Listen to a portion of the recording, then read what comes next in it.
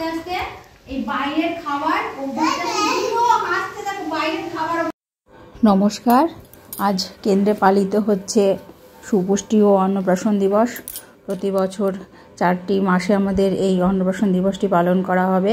তো আমি ছোট্ট একটি পার্ট আপনাদের সঙ্গে শেয়ার করব। পুরোটা দিতে গেলে অনেকটাই বড় হয়ে যাবে ভিডিও। তো আমি এখানে মায়েদের অন্নপ্রাশন দেওয়ার সাথে সাথে এই যে অন্নপ্রাশন কেন করানো হয়, তার কি গুণাগুণ, সমস্তটাই আমি মায়েদের সাথে এখানে আলোচনা করেছি। তো আজকে আমাদের মিটিংয়ের থিম রাখা হয়েছে যে ফুল ইমিউনাইজেশন আর হচ্ছে ভিটামিন এ অয়েল সাপ্লিমেন্টস, অর্থাৎ ভিটামিন এর গুরুত্ব এবং এই যে ফুল ইমিউনাইজেশনের গুরুত্ব, এগুলো নিয়ে আজকে আলোচনা করব। তারপরে থাকবে আমাদের রেজুলেশন এবং আজকে যারা উপস্থিত হয়েছেন তাদের সকলের ওজন, উচ্চতা সমস্ত কিছু নেওয়া হবে। শিশু, মা সকলে সেগুলো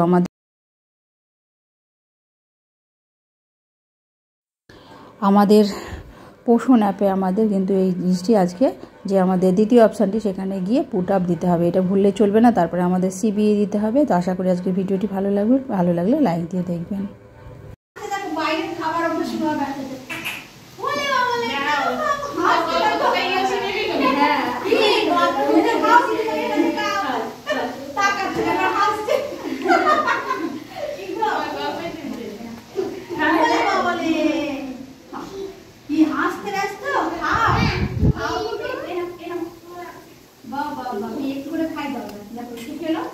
এটাকে বলে অন্নপ্রাশন দিবস, অর্থাৎ শিশুর মুখে প্রথম যেটা অন্ন ওঠে।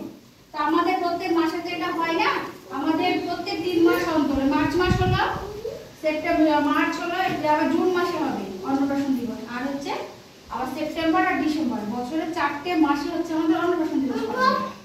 তো জন্মের পর সব টিকা সময় মতো নিলে মারণ রোগের হাত থেকে মুক্তি পাবে, মুক্তি মেলে। এটা অবশ্যই প্রয়োজন। আজকে আমি দেখাবো আর বলবো, আমি মুখে কিছু বলবো না।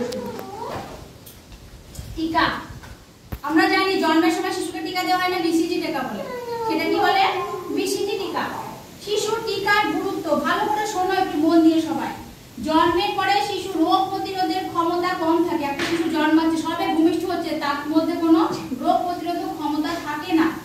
এর জন্য তাকে টিকাটা দেওয়া প্রয়োজন। আমরা একটা কথা জানি, জন্মের 1 ঘন্টার মধ্যে শিশুকে মায়ের বুকের দুধটা খাওয়াতে বলে। মায়ের বুকের গাঢ় শাল দুধ শিশুর প্রথম টিকা হিসেবে কাজ করে, কিন্তু সেটাই তো শুধু যথেষ্ট না, সেটাও যেমন আমাদের দিতে হবে, তার সঙ্গে প্রত্যেকটা টিকা খুব গুরুত্বপূর্ণ। এতগুলো রোগ থেকে কিন্তু টিকাগুলো রক্ষা করে, তার টিকাগুলো তো গুরুত্ব আছে কিনা বলো? আচ্ছা, টিকাকরণ কি করে জানো? টিকা শিশুর মৃত্যুর হার কমাতে সাহায্য করে।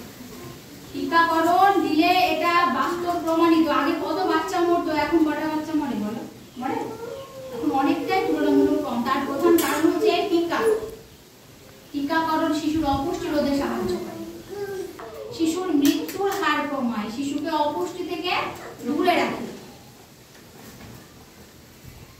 এটা তো পোলিও ড্রপ দিচ্ছে মুখে ছবি। এই বইগুলো যা করণীয়, শিশুর জন্মের পরে সঙ্গে সঙ্গে টিকার জন্য আশা অঙ্গনওয়াড়ি কর্মীদের সাথে অবশ্যই যোগাযোগ করুন। আমরা জানি হসপিটালে যেটা দিচ্ছে, তারপরে 1.5 মাস, 2.5 মাস, 3.5 মাস ইনজেকশন হচ্ছে না, আমাদের পেনটা হচ্ছে, তারপরে তার সঙ্গে আরো অনেক কিছু পিসিবি, এফআইবিবি এগুলো যুক্ত হয়েছে বাচ্চার ভালো টিকাগুলোর টাইম টু টাইম ভ্যাকসিন নেওয়ার অবশ্যই গুরুত্ব রয়েছে। শুনলে একটু জল খাবে।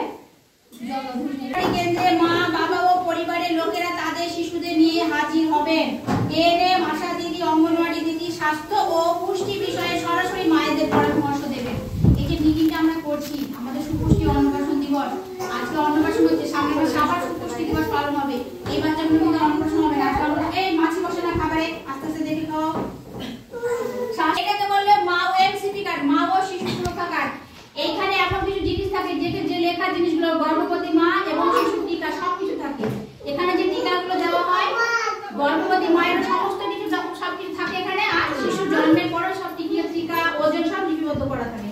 এবং এটা তোমরা খেয়াল করেছো যে দেখো, এটা বলে গ্রোথ চার্ট, এটা তো পুট আপ দেওয়ার নিয়ম, এটা হচ্ছে কাজ। এটাকে বলে এমসিপি কার্ড, মা ও শিশু সুরক্ষা কার্ড। আর এখন বলছে যেটা, যে শিশু জন্মগ্রহণের পরে, ঠিক জন্মের পরে এইভাবে ছবি নিয়ে একটা ছবি তুলে এখানে লাগাতে হবে। যারা গর্ভবতী মা থাকে তাদেরকে বলি, হ্যাঁ, এটা তো গর্ভবতী মহিলাকে টিটি দেওয়া হয়, কটা 2 মাসে 2বার দেওয়া হয় না। আমার গর্ভে সন্তান এসছে জানার সঙ্গে সঙ্গে আমি বুঝতে পারবো, যখন আমার আশা অঙ্গনওয়াড়ি দিদির সঙ্গে আমি যোগাযোগ করব, সেখানে আমাদের একটা ডিউ লিস্ট দিতে হয় যে আমার এই মায়ের ভ্যাকসিন হবে। আচ্ছা এবার বলি মায়েদের চেকআপ হয় এএনসি অ্যান্টিনেটাল কেয়ার অর্থাৎ 4টে চেকআপ হয় মায়েদের প্রয়োজন বেশি হতে পারে প্রথমে দুটো চিন্তা হয় না তারপরে হলো চেকআপ হয় একটা হচ্ছে ফার্স্ট এএনসি হয় গর্ভবতী হয়েছে মা জানার সঙ্গে সঙ্গে দেওয়া হয় তারপরের মাসে একটা হয় একটা 7 মাসে আর একটা 9 মাসে 7 মাসেরটা আমাদের সেন্টারে গিয়ে করতে হয়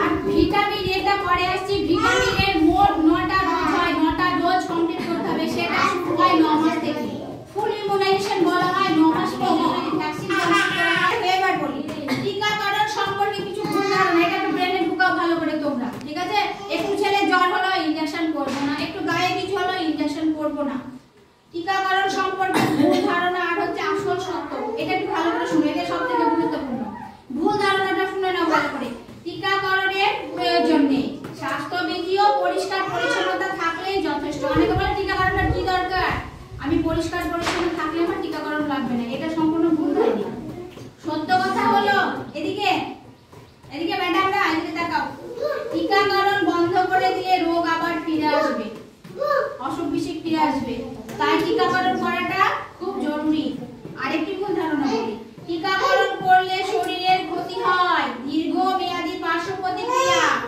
এখনো জানা যায়নি অনেকে বলে এরকম কথা যে ওই ভ্যাকসিন নিয়েছিলাম করোনার ভ্যাকসিন নিয়েছিলাম বলে আমার পেটে ব্যথা কোমরে ব্যথা বলে মানুষের মনে এই ধারণা আছে তো এটা ভুল ধারণা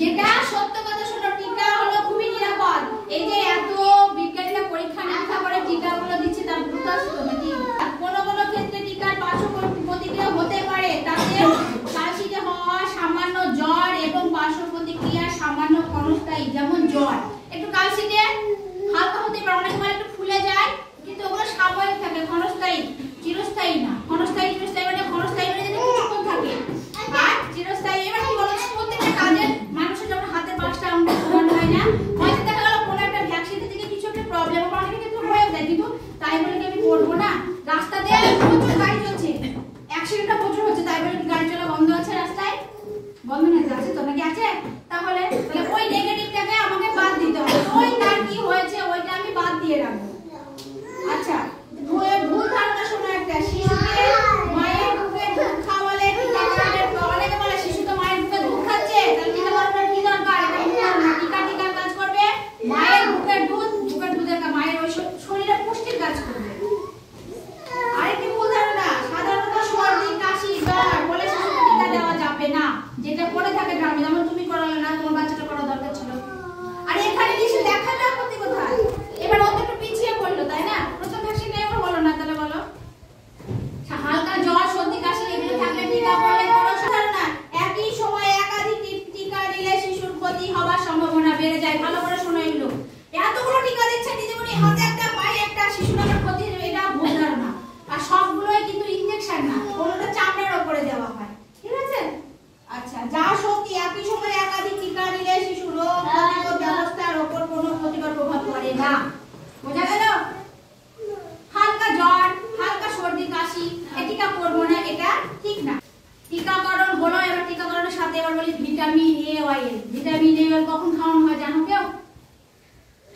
জানো বাচ্চার যখন 9 মাস পূর্ণ হয় তখন ভিটামিন এ দেওয়া হয় শুরু হয় প্রথম 9টা ডোজ হয় 5 বছর বয়স পর্যন্ত মোট 9টা ডোজই যেন শিশুর কমপ্লিট হয় সেটা মাথায় রাখতে হবে ভিটামিন এর অভাবে কি হয় শর্মিলা কি হয় গো ভিটামিন এর অভাবে ভিটামিন এ হ্যাঁ রাতকানা রোগ হয় কি কি ভিটামিন এর আগে অভাব বলি ঠিক আছে ভিটামিন এ একটি তেলের দ্রবণীয় ভিটামিন যা আমাদের শরীর যকৃতের মধ্যে সঞ্চয় থাকে শরীর আর যকৃতে থাকে যকৃত মানে লিভার শরীর ভিটামিন এ তৈরি করতে পারে না আমাদের শরীর ভিটামিন এ তৈরি করতে পারে না তাই খাবারের মাধ্যমে এটি গ্রহণ করতে হয় ভিটামিন এ কেন দরকার হয় শিশুদের অপুষ্টিজনিত দৃষ্টি শক্তি বাড়ানোর জন্য ভিটামিন এর প্রয়োজন কি গো শিশুদের রোগ প্রতিরোধ ক্ষমতা বাড়িয়ে তোলে এবং বিভিন্ন রোগ সংক্রমণের হাত থেকে রক্ষা করে শিশুদের ডায়রিয়া হাম এর প্রকোপ থেকে রক্ষা করে ভিটামিন এ বুঝতে পেরেছো ভিটামিন এ কোথা পাওয়া যায় দাঁড়াও বলছি আগে ভিটামিন এর অভাবে দেখো এখানে ছবি দিয়ে দিয়েছে কাদের মধ্যে হয় ছোট শিশুদের গর্ভবতী ও যায়। কেন হয়? কোনো শিশুদের 6 মাসের নিচে ঠিকমতো যদি বুকের দুধ না খাওয়ানো হয়, 6 মাস পর্যন্ত বলা হয় এক্সক্লুসিভ ব্রেস্ট ফিডিং, আর 6 মাসের পরে বলা হয় কমপ্লিমেন্টারি, মানে মায়ের বুকের দুধের পাশাপাশি শিশু বাইরের খাবার গ্রহণ করবে। আচ্ছা, কম বয়সী শিশু শরীরে প্রয়োজনীয় ভিটামিন এ সে তার মায়ের বুকের, যার বয়স কম সে তার মায়ের বুকের দুধ থেকে সবটা পেয়ে যায়। 6 মাস পর্যন্ত অন্য কিছু খাবে না শিশু। পুষ্টি সম্পর্কে যথেষ্ট জ্ঞান বা সচেতনতা না থাকলে এবং আহারের মাধ্যমে শরীরে ভিটামিন এ না পেলে হাম ডায়রিয়া, শিশুর মানে হাম ডায়রিয়া হলে শিশুর শরীরে ভিটামিন এ যদি হাম হয়, শিশুর যদি ডায়রিয়া হয়ে যায় তাহলে তো শরীরে জল বেরিয়ে যায়, তখন শিশু কি হবে, তার সাথে পুষ্টির গুণও বেরিয়ে যায়। খাবারের যে খাদ্য রস থাকে তখন ভিটামিনের ঘাটতি হয়। এর অভাবে শিশুদের রোগ প্রতিরোধক ক্ষমতা কমে যায়। রোগ প্রতিরোধক ক্ষমতা কমে গেলে কি হয় জানো তো? দুদিনান্তরে অসুস্থ হয়। মানে ইমিউনিটি পাওয়ারটা যদি না থাকে শিশুর মধ্যে তাহলে দুদিনান্তর শিশু অসুস্থ হবে। তখন তুমি বুঝতে অসুবিধা হওয়া বা রাত কানা রোগ, এটাকে বলা হয় ব্রেস্ট স্ট্রোক। এটা হলো চোখের মধ্যে একটা স্পট, দেখেছো? বুঝতে পারছো? এটা ভিটামিন এর অভাব। দেখেছো? মহিলারা, গর্ভবতী মহিলা এবং এই যে বাচ্চাগুলো দেখো থেকে ভিটামিনের সমৃদ্ধ, দেখো পেঁপে, দেখে নাও ভিটামিনের সমৃদ্ধ খাবার, পেঁপে, ডিম, কুমড়ো, আলু, মাছ, আম, টমেটো, এটা কি বুঝতে পারছো? Capsicum, very good. আর এই যে গাজর, এখানে যেগুলো দেখো রাখা আছে, এগুলো হচ্ছে ভিটামিন এ সমৃদ্ধ খাবার। প্রত্যেকের খাবারের মধ্যে রাখতে হবে গর্ভবতী প্রসূতি মহিলাদের, বুঝতে পেরেছো? আর শিশুকেও কিন্তু তুমি বাড়িতে আমাদের সেন্টারে যেটা দেওয়া হয় খাবার, শিশুকে একটু একটু করে খাবার খাওয়ানোর অভ্যাস করাতে হবে। যে সব শিশু বাড়িতে খিচুড়ি করে খাওয়ানো, একটু একটু করে দেখো খাবে। আর সেন্টারে খাবার নিতে বাদ দিবা না, ওকে? বিশেষ করে খিচুড়িটা সেন্টারের খাবার যেন নিতে বাদ না। এগুলো হচ্ছে ভিটামিন এ সমৃদ্ধ খাবার, দেখে নাও ভালো করে। বুঝতে পেরেছো? খাও তো, এগুলো সব খাবে। এই মহিলারা কখনো পাকা পেঁপে খাবে না। আনারস খাওয়া যাবে না, আনারস খাওয়া যাবে না, পাকা পেঁপে খেতে হবে। এবার বলি এখানে ভিটামিন এ, আমি বললাম এটা ভিটামিন এর উৎস। তুমি গর্ভবতী মা, তুমি পাকা পেঁপে নাই খেতে দিতে পারবা, বাকিগুলো এই পেঁপেটা কি খাবে? আমার এই বাচ্চাটা খাবে। এটা যে ভিটামিন এর উৎস, ঠিক আছে? এবার তুমি যেমন গর্ভবতী মা আনারস খাবে না, ডাক্তার মানা করে, পেঁপে খেতে মানা করে। আজকে আমরা যে রেজুলেশনটি লিখব সেখানে আমার যে দুটি শিশুর অন্নপ্রাশন হচ্ছে তাদের নাম, তাদের জন্ম, ওজন, বয়স, বাবা মা সমস্ত কিছুটা থাকবে। তারপরে আমরা আমাদের মিটিংটি কমপ্লিট করব। তারপরে আমরা সকলকে ধন্যবাদ জানিয়ে শেষ করব এবং রেজুলেশনের শেষে আমার নিজেরও সই থাকবে। এইভাবে আজকে আমাদের অনুষ্ঠানটি কমপ্লিট হবে। আশা করি আজকের ভিডিওটি ভালো লেগেছে। যদি ভালো লেগে থাকে তাহলে প্লিজ ভিডিওটিতে একটা লাইক দেবেন। নতুন যারা চ্যানেলটাকে সাবস্ক্রাইব করে আমার পাশে থাকবেন। সবাই ভালো থাকবেন, সুস্থ থাকবেন, সাবধানে থাকবেন। আবার দেখা হবে আগামী একটা নতুন ভিডিওতে। আজকের মতো নমস্কার।